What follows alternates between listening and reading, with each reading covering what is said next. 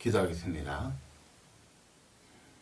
참 좋으신 하나님, 오늘도 이렇게 동영상으로 말씀을 전하고 또 동영상으로 말씀을 경청합니다. 하나님, 저희들에게 이 어려운 시기에 하나님 말씀을 지킬 수 있도록 축복해 주시고, 뿐만 아니라 지금 많은 하나님의 사람들이 세상의 사람들에게 어려움을 겪고 핍박을 받고 있습니다. 하나님, 원망과 불평보다는 이 시기에 우리가 어떻게 살아야 되는지 우리가 고민하고 하나님께 기도하며 답을 얻을 수 있도록 축복하여 주옵소서. 극심한 분열 속에 어려움이 있지만 오직 저희들의 마음은 하나님께 향할 수 있도록 축복하여 주옵소서. 감사를 드리며 예수님의 이름으로 기도합니다. 아멘. 오늘 성경 본문 디모데전서 4장 7절로 8절 말씀입니다. 디모데전서 4장 7절로 8절 같이 합독하도록 하겠습니다. 망령되고 허탄한 신화를 버리고 오직 경건에 이르기를 연습하라. 육체의 연습은 약간의 유익은 있으나 경건은 범사에 유익하니 금생과 내생의 약속이 있느니라. 아멘. 오늘은 저번 주에 이어서 경건에 이르기를 연습하라 두 번째 말씀을 드리도록 하겠습니다. 혹시 저번 주 말씀을 듣지 못한 분이 있다면 연속으로 이어지기 때문에 저번 주의 말씀을 다시 보고 오늘 말씀을 이렇게 듣도록 하겠습니다. 저번 주 말씀을 간단하게 요약을 하도록 하겠습니다. 세상이 어렵고 힘들고 분열이 있고 뿐만 아니라 내 개인에게도 참 힘듦이 연속으로 찾아온다면 우리가 해야 할 것은 분노의 표철보다 먼저 하나님 앞에 내 자신을 찾고 하나님 앞에 내 자신을 내려놓기를 부탁을 드립니다. 갈대아 우르의 우상이 심각하자 하나님은 아브람을 찾았고요. 애굽에서 노예 생활로 인하여 고통을 당하자 하나님은 모세를 찾았습니다. 뿐만 아니라 가나안에 있는 이스라엘 백성이 혼돈 속에 있을 때 하나님은 아이 사무엘을 찾았고요. 또한 나라가 위급할 때 농사꾼 기돈을 찾고 목동 다윗을 찾았습니다.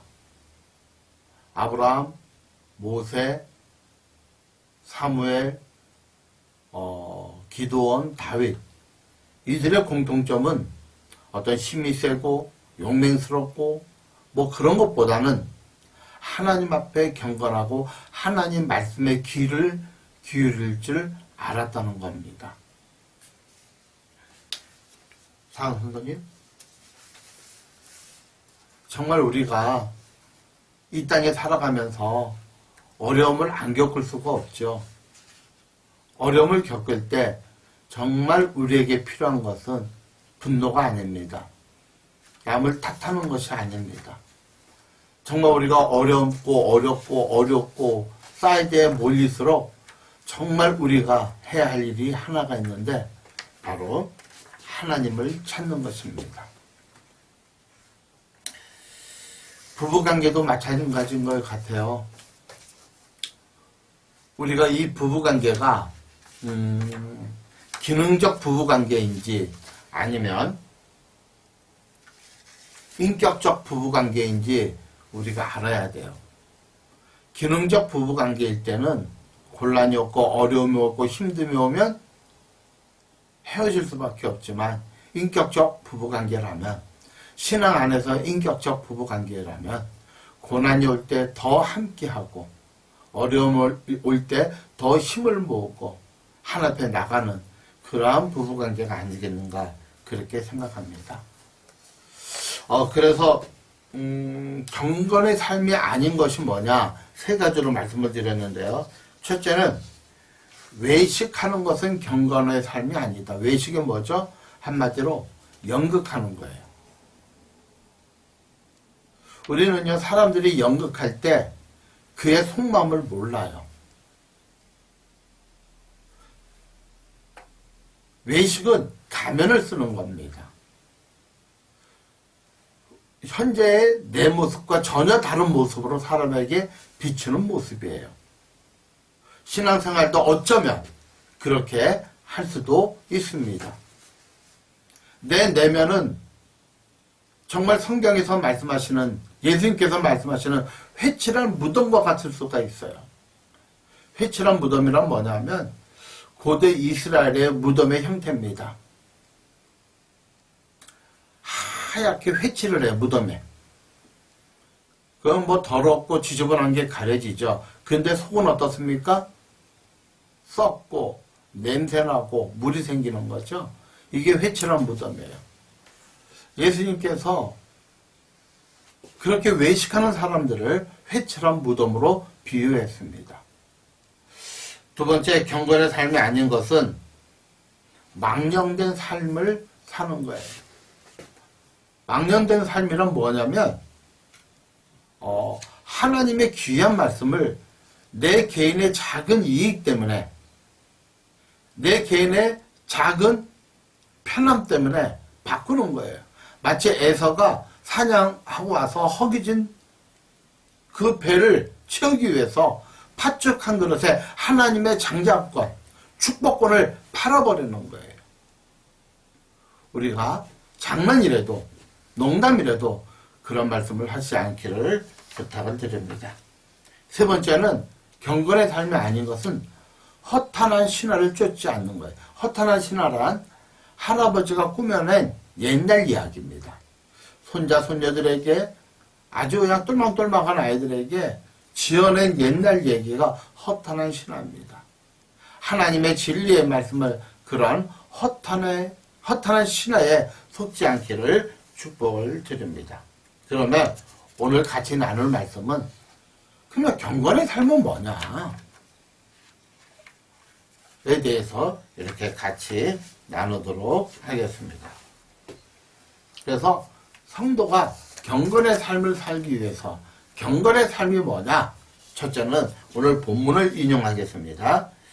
디모데전서 4장 7절 말씀입니다. 망령되고 허탄한 신화를 버려라.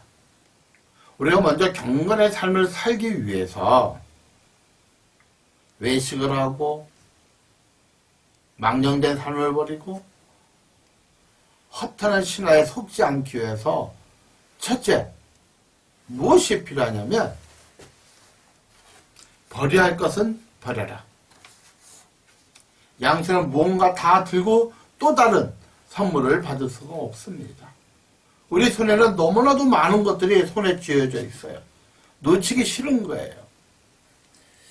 그런 예화가 있죠. 어떤 사람이 절벽에 떨어졌어요. 위험하죠. 그래서 칡렁쿨을 부여잡았어요. 그래서 살려달라고 소리 치릅니다. 그 사람이 왔어요. 그랬더니 뭐라고 얘기하냐면 손을 놓으세요. 손을 놓으면 살 수 있습니다. 손을 놓으면 어렵지 않습니다. 손을 놓으면 편안해질 것입니다. 못 놓는 거예요. 왜? 밑이 10m, 20m, 100m 절벽이기 때문에 못 놔요. 근데 놓으라 그래요. 알고 보니까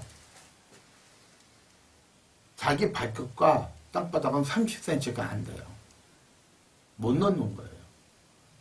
물론 극단한 어떤 그 비유이지만, 예화지만, 우리가 그런 삶을 사지 않겠는가. 세상에 망령된 것을 내 손에 쥐고 있는 한, 외식적인 삶을 가면을 쓰고 있는 그런 신앙생활을 살고 있는 한, 허탄한 신화가 진짜인 줄 알고 두 손을 부르짖고 있는 한, 우리는 경건의 삶을 살 수가 없습니다. 그래서 성경은 뭐라 그래요? 망령되고 허탄한 신화를 버리고, 버려야 된다는 거예요. 버려야 할 것은 버려야 된다는 거예요. 한번 생각해 보세요. 우리 삶 속에 버려야 할 것이 무엇인가? 내가 이루고 싶은 것이 강렬하면 강렬할수록 어쩌면 우리는 경건의 삶을 살기가 어려울 수도 있습니다. 내가 원하는 삶. 그러면 내 인생은 내 건데 내가 원하는 삶을 살아야지 어떤 인생을 살겠느냐. 예, 틀린 얘기는 아니에요. 그러나 맞는 얘기도 아닙니다.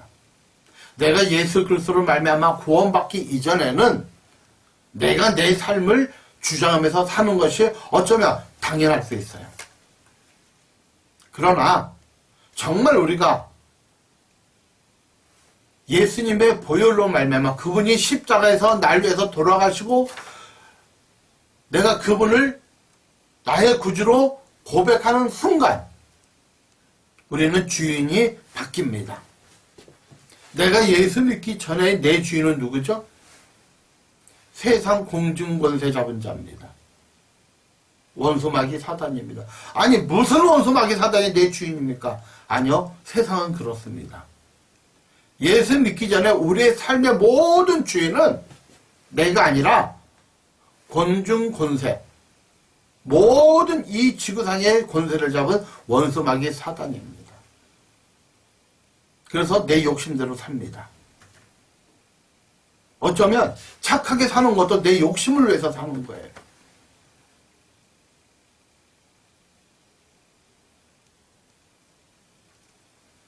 나의 어떤 성공을 위해서 사는 거예요. 내가 하고 싶은 대로 하면서 사는 거예요. 사단은 얘기합니다. 네가 원하는 대로 살아라.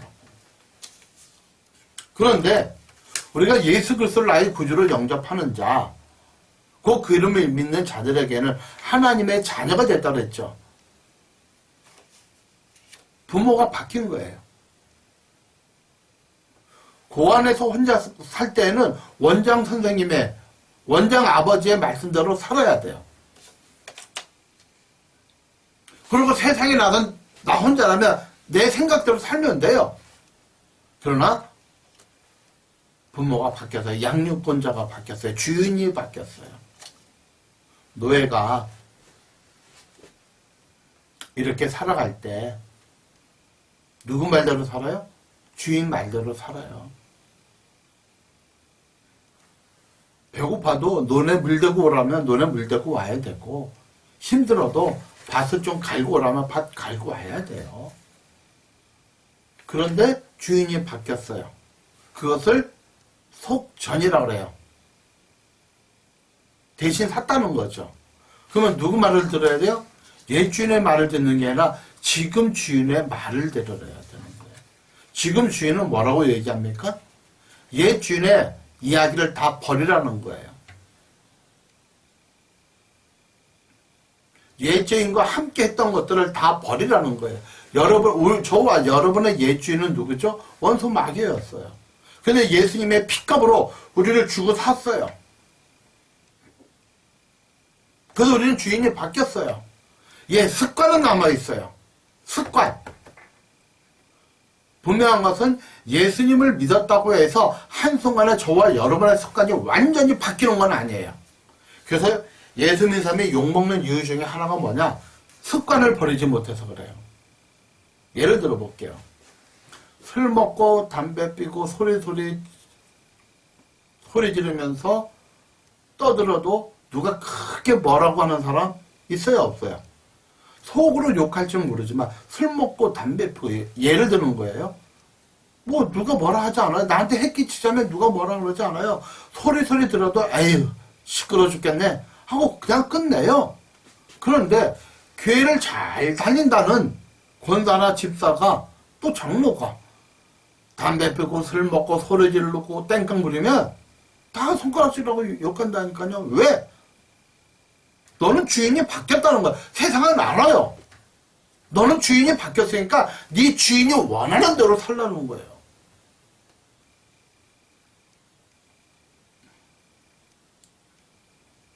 우리가 분명히 기억할 것은 뭐냐면 우리 주인이 바뀌었어요. 그래서 버려야 할 것을 버려야 돼요. 과거 주인과 함께 했던 것을 완전히 버려버려야 돼요. 그래서 우리 목표도 버려야 돼요. 그러면 어떤 목표를 가지고 살아야 돼요? 하나님이 내게 허락하는 새로운 목표가 있어요. 예, 내가 하고 싶은 것이 하나님이 허락한 거라면 그보다도 더 귀한 것이 없어요. 너무 좋죠. 그게 순종이에요. 아멘이에요. 그런데 우리에게는 순종만 있는 것이 아니라 대부분 복종이라는 것이 있어요. 복종은 뭐죠? 내 뜻과 하나님 뜻이 이해 충돌이 돼요. 안 맞아요. 싫어요. 그때 우리는 그렇게 안 살죠. 하나님의 원하는 대로 안 살죠. 내 욕심대로 살죠. 내가 하고 싶은 대로 하죠. 왜? 당장 하나님이 예노 혼내지 않으니까. 사랑선도님, 성경에 보니까 하나님께서 오래 참고 기다리신다 그랬어요. 하나님은 한 번 우리에게 혼내기 위해서 수백 번, 1000번 이상 참는 것 같아요. 모르겠어요. 그 제 경험에 나오는 이야기예요. 하나님은 우리를 위해서 몇 번 참는다 라는 기록은 없어요. 그런데 이거는 있어요. 오래 참고 기다리신다 그랬어요. 오래 참고 기다린다고 우리가 옳은 것은 아니죠. 마치 태어난 아이가 부모가 오래 참고 기다리죠. 언제까지 기다립니까? 사람이 될 때까지. 사람인데 사람의 모습으로 될 때까지. 그래서 조금씩 자랄 때마다 박수치고 기뻐하죠. 오래 참고 기다리는 것이 우리가 옳다는 것이 아닙니다. 그래서 나보다 나를 더 잘하시는 분이 누구예요? 하나님이세요. 내가 가장 잘할 수 있는 것을 아시는 분이 누굽니까? 납니까? 아니요. 하나님이세요. 좀 이따가 다시 얘기해 드릴 거지만 그러면 하나님께서 내가 잘하는 것을 하나님이 제일 잘하시니까 하나님의 뜻대로 사세요. 학업을 포기하라는 얘기가 아니죠. 회사에 나가는 것을 하지 말라는 얘기가 아니죠. 가정을 포기하라는 얘기가 아니죠. 무엇을 찾으라? 하나님께서 나에게 준 가장 잘하는 것. 우리 교회에 이렇게 50대 초반 후반 분들이 많고요. 또 어른분들이 많은데 내가 뭐 새로운 것을 어떻게 찾겠습니까? 라고 하실 수도 있어요. 근데 이거 먼저 해보세요. 하지 말아야 할 것 아실 거예요. 매 순간의 삶마다 내가 하지 말아야 할 것들을 한번 찾아서 하지 않기를 부탁을 드립니다. 그러면 해야 할 것이 나올 거예요. 얼마 전에 안 건데 아이들이 요즘 스마트폰을 많이 하잖아요. 스마트폰을 못하게 하는 어떤 방법이 있대요. 이 스마트폰을 보면 컬러로 되어 있잖아요. 컬러는 머리에 자극을 많이 준대요. 그래서 그 컬러에 빠지게 되어 있대요. 그래서 어떤 부모는 핸드폰을 안 사줄 수 없으니까 약속을 한대요. 핸드폰을 사주되 흑백으로 바꿔주겠다. 그런 앱이 있대요. 처음에 살 때. 그 앱을 까면 컬러가 아닌 흑백으로 된다고 합니다. 컬러를 버리면 흑백을 갖게 돼요. 그러면 아이들이 뭐 게임을 막 해도 재미가 없대요. 그래서 게임을 하다가 그냥 말아버린대요. 자기도 모르게. 왜? 재미가 없으니까. 그러니까 지금 가지고 있는 생각을 버려야 새로운 생각을 받아들일 수 있지요. 지금 여러분이 하나님 앞에 아니라고 하는 생각을 버려야 하나님의 생각을 받아들일 수 있어요. 내가 꼭 어떤 목표를 버리는 것, 이것도 중요하지만 지금 여러분이 하나님 앞에 버려야 할 것들을 버려야 돼요. 내가 지금 하나님 앞에 버릴 것이 뭐냐. 그래야 새로운 것들을 받아들이게 됩니다. 시편 88편 9절에는 이런 말씀이 있어요. 곤란으로 인하여 내 눈이 쇠하였나이다. 요하여 내가 매일 주를 부르짖으며 주를 향하여 나의 두 손을 들었나이다. 주를 향하여 나의 두 손을 들었다. 전부여 의지 없어서 손 들고 옵니다. 전부요. 의지할 곳 없어서 주님 앞에 두 손 들고 옵니다. 항복할 때 어떡하죠? 두 손 들죠. 나는 당신에게 대들 의사가 없습니다. 나는 내 생각을 주장하지 않겠습니다. 당신이 원하는 대로 하겠습니다. 이게 항복이죠. 이게 버리는 거예요. 그러면 경건의 삶을 살려고 했는데 정말 경건의 삶을 살기 위해서 어떻게 해야 되느냐. 오늘 본문 디모데전서 4장 7절에 망령되고 허탄한 신화를 버리고, 첫째 버리라 그랬죠? 버릴 건 버리라 그랬죠? 두 번째는 경건에 이르기를 연습하라. 훈련하라. 연습하라. 버리고 연습하라. 경건의 훈련은요, 경건한 삶은 그냥 되어지는 게 아니에요. 그래서 중세시대 때 정말 하나님의 뜻대로 살고 싶어서 산골짜기 사막의 한가운데 아무도 오지 않는 높은 산에 수돈을 짓고 거기에서 그냥 홀로 경건의 삶을 살기 위한 수도사들과 함께 서로 자급자족하면서 사는 사람들이 있었습니다. 물론 훈련을 위해서 잠시 잠깐 그렇게 사는 것은 괜찮다고 생각해요. 뭐 저도 어떨 때는 너무 힘들고 지치고 참 어려울 때는 기도원에 가서 20일간 금식하면서 그냥 말씀과 기도로 전무할 때도 있었습니다. 근데 성경은 우리에게 그걸 얘기하지 않아요. 어느 날 예수님께서 베드로, 요한, 야고보 그 세 명의 제자를 데리고 어떤 산에 갔어요. 산에 가니까 갑자기 예수님의 모습이 변하는 거예요. 감히 쳐다보지 못할 정도로 엄청난 영광과 거룩에 쌓여 있어서 변하는 거예요. 그때 모세와 엘리야가 예수님과 대화하는 것을 제자들이 보게 돼요. 모세는 누굽니까? 예수님 당시 1600년 전의 사람이에요. 엘리야는 누굽니까? 예수님 당시에 700년 전의 사람이에요. 모세는 율법의 상징적인 인물이요. 엘리야는 선지자의 상징적인 인물이에요. 그러니까 아주 영적인 거성들이죠. 그들과 함께 예수님이 이야기하는 모습을 보게 돼요. 이게 꿈인지 이게 모르는 거예요 도대체. 그러다가 시간이 지나고 보니까 예수님 혼자 계시는 거예요. 그때 베드로가 이렇게 얘기합니다. 예수님, 이곳에 초막 3개를 짓고 싶습니다. 하나는 예수님을 위해서, 하나는 모세를 위해서, 또 하나는 엘리야를 위해서.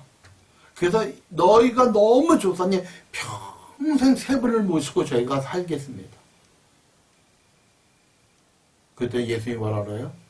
이제 그만 내려가자. 내려가자는 거예요. 우리가 잠깐 훈련을 해서 그렇게 세상과 떨어져서 살 수는 있지만 평생 거기서 살란 얘기가 아니에요. 너는 세상의 빛이고 소금이니 빛이 되어라가 아닙니다.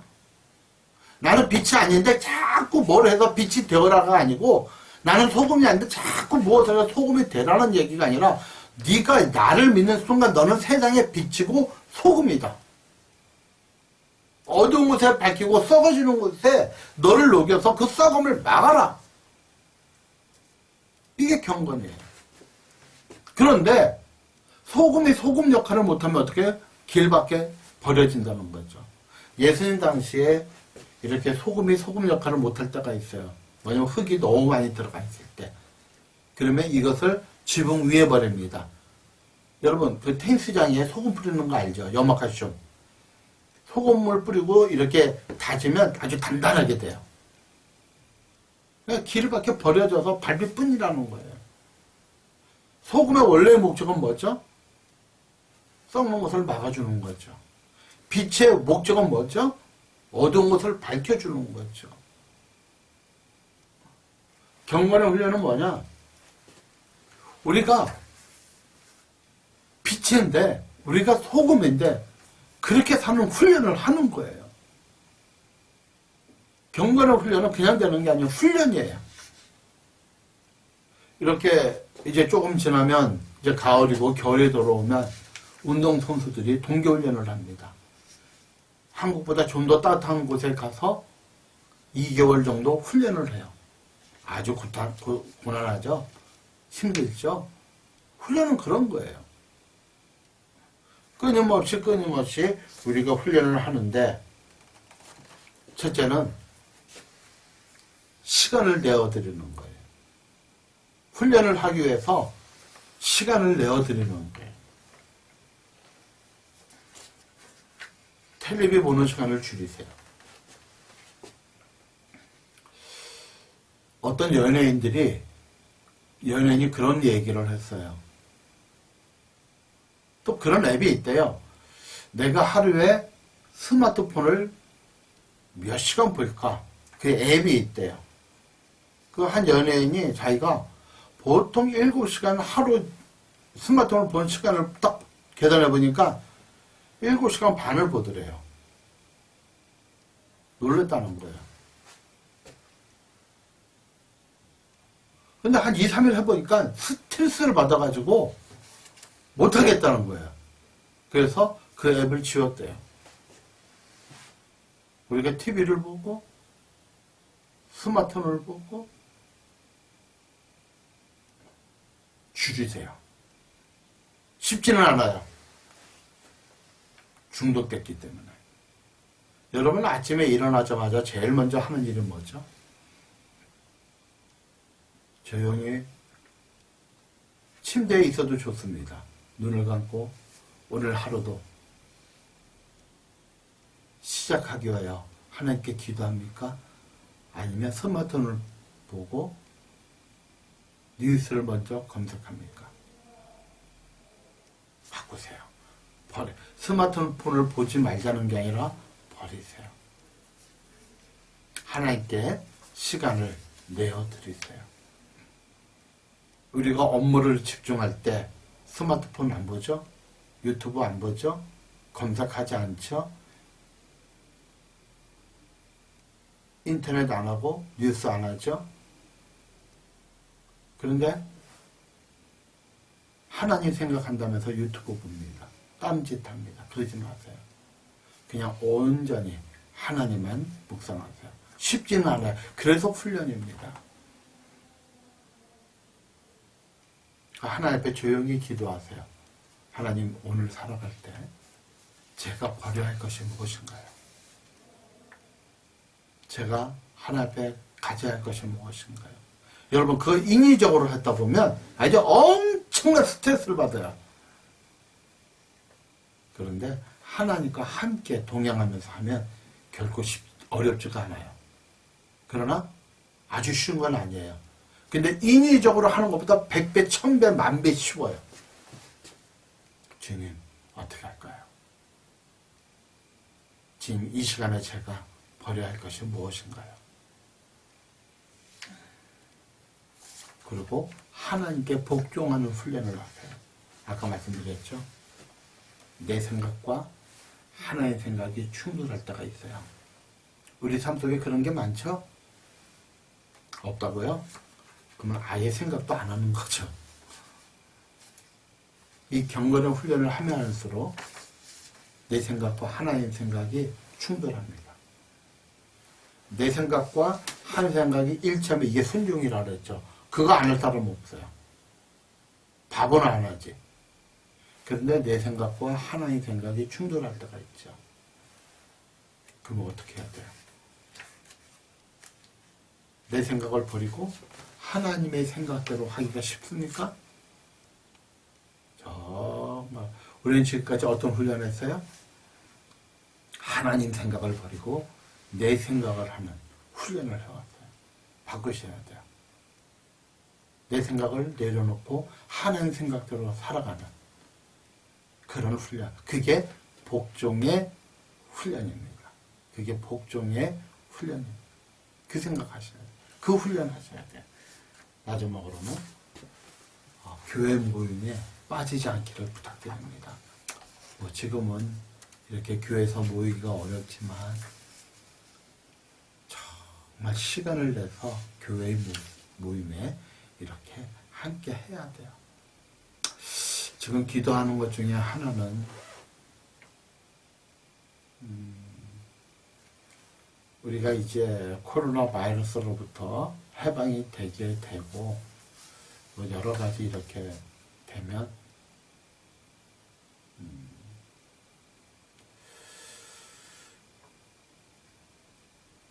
주일 예배를 드리고 오후 예배는 이렇게 그늘막교회에서 예배 드린다고 말씀을 드렸죠. 그 모임에 참석하세요. 오후 예배로. 그리고 수요 기도회를 하려고 합니다. 이제 우리 교회도 모임을 하나씩 늘어나서 훈련하는 8시가 될 거예요. 뭐 시간은 여러분과 같이 조절을 할 텐데 기도하는 시간 가져야 돼요. 그래서 최소한 이 시간만은 우리가 하나님께 드리고 또 매일 순간순간 하나님께 드리는 삶을 사시기를 주의 이름으로 축원합니다. 기도하겠습니다. 하나님, 참 어렵고 힘든 시기에 우리가 어떻게 살아가야 되는지 주님은 말씀해 주셨습니다.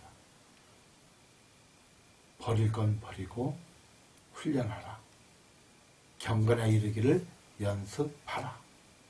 하나님, 저희들이 그러한 삶을 살 수 있도록 축복하여 주옵소서. 감사를 드리며 예수님의 이름으로 기도합니다. 아멘.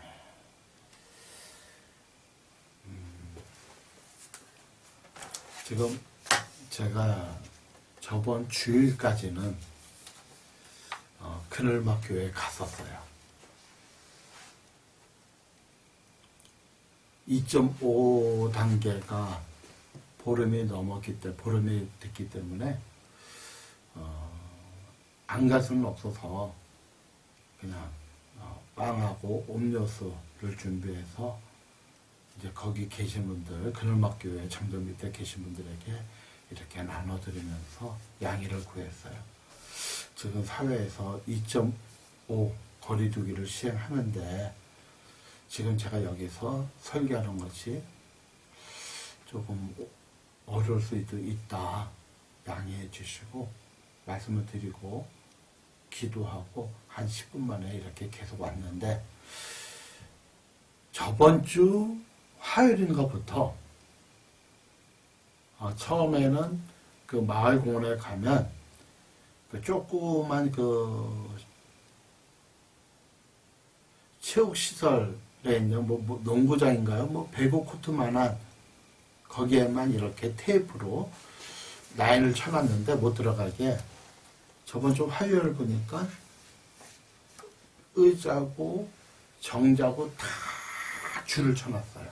뺑뺑 못 들어가게. 그리고 어젠가 그저께 가보니까 입구도 봉쇄를 해놨어요. 참 어려움이 많다. 그래서 2.5 단계가 해제될 때까지는 어쨌든 마음에 들든 안 들든 서로를 위한 것이기 때문에 그쪽에서 예배드리는 것을 잠시 멈추도록 하겠습니다. 물론 2.5 단계가 지나가고 2단계로 다시 내려오면 그것이 해제가 되기 때문에 다시 전도하고 예배를 드릴 것인데 2.5 단계에서는 안타깝지만 조금 자제를 해야 될 것 같습니다. 어쨌든 기도해 주시고 빨리 코로나 바이러스가 백신이 개발되던 치료제가 개발되던 코로나 바이러스는 없어질 것 같지는 않아요. 그래서 우리가 백신을 맞고 치료제를 맞아서 같이 예배드리기를 원합니다. 기도해 주시고요. 그리고 교회에 어떤 소식이 있을 때마다 또한 개인적으로 어떤 소식이 있을 때마다 이렇게 인터넷으로 카톡으로 올려주시기를 부탁합니다. 기도하겠습니다. 이제는 우리 주 예수 그리스도의 무한하신 은혜와 우리 아버지 하나님의 지극하신 사랑과 성령께서 말씀을 통하여 깨닫고 이 말씀대로 살아가기를 원하는 사는 성도들 머리 위에, 가정 위에, 직장과 학업 위에 지금부터 영원토록 함께 하시기를 축원하옵나이다. 아멘.